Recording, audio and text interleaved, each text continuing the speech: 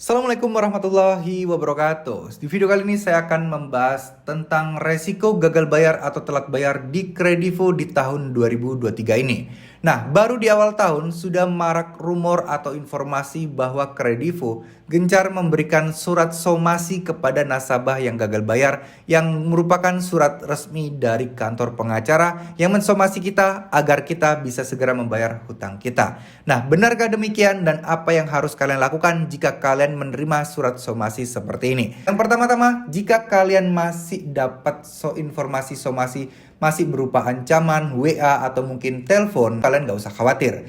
Tapi ketika kalian sudah menerima surat somasinya, kalian harus perhatikan baik-baik apa isi dari surat somasi tersebut. Kalau surat somasinya meminta kalian membayar hutang, terus kemudian ada nomor virtual account, yang nomor virtual accountnya itu agak aneh, terus bukan sesuai dengan aplikasi di Kredivo kalian, itu merupakan surat somasi yang kemungkinan besar adalah palsu atau memang disengaja. Tujuannya apa sih? Ya, ini namanya modus penipuan. Seperti yang kita ketahui ya, modus penipuan banyak banget, mau di Kredivo, Akulaku, dan pinjol-pinjol lainnya. Itu banyak banget dan sudah makan banyak korban. Kali ini target mereka adalah mensomasi nasabah-nasabah atau debitur yang gagal bayar atau telat bayar di Kredivo dengan tujuan menakut-nakuti agar mentransfer sejumlah uang. Bebas uangnya berapa, asalkan mereka tidak jadi disomasi. Modusnya seperti itu, tujuan mereka seperti itu. Tapi sayangnya orang-orang sekarang kan harusnya udah pada pandai-pandai ya, udah pintar-pintar dan bisa mengenali surat somasi yang resmi atau tidak. Ya, kalau cuma disomasi doang, ya belum sampai dituntut atau digugat, ya nggak usah takut.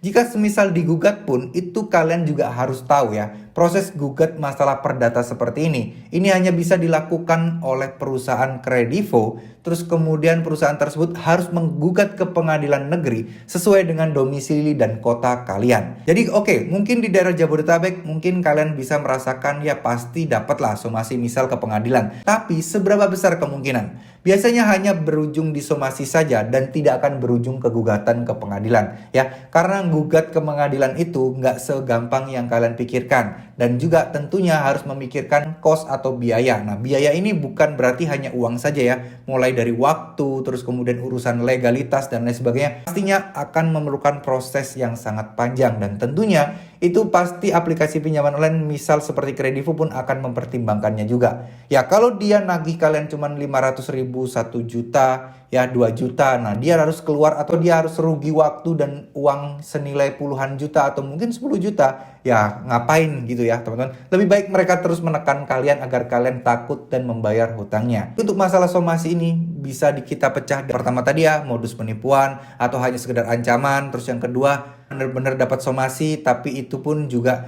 nggak jelas siapa yang mensomasi. Terus kemudian yang ketiga adalah beneran somasi dari Kredivo, tapi tentunya itu juga tidak akan berefek apa-apa kepada kalian. Ya, jangan takut ketika kalian mendapatkan surat somasi. Itu memang terkesan legal, terkesan hukum banget gitu ya. Tapi kalau kalian jalani ya, namanya kalian nggak ada uang, namanya kalian belum bisa bayar. Toh kalian nggak bayar ini kan bukan karena kalian memang nggak ada uang ya, tapi karena memang kalian masih belum mampu. Ya nggak masalah. Kalian mau dipanggil ke pengadilan, digugat ke pengadilan, ini kan perdata, bukan pidana. Jadi nggak ada urusan dengan polisi sekalipun. Kalian datang aja, kalian jelaskan kondisi kalian. Jika ditanya apakah kalian sanggup membayar, nah kalian tinggal bilang aja untuk saat ini belum, tapi kalau diberikan keringanan, misal penghapusan denda, penghapusan bunga, dan bisa dicicil. Nah, kalian coba lakukan hal tersebut. Kalau pengadilan menyetujuinya, maka akan otomatis urusan kalian kelar ya. Kalian tinggal cicil aja sesuai kemampuan kalian, teman-teman ya. Jadi saya rasa sangat kecil sekali kemungkinan sampai ke jalur hukum, sampai ke pengadilan. Paling hanya gertakan-gertakan saja yang membuat teman-teman merasa ketakutan.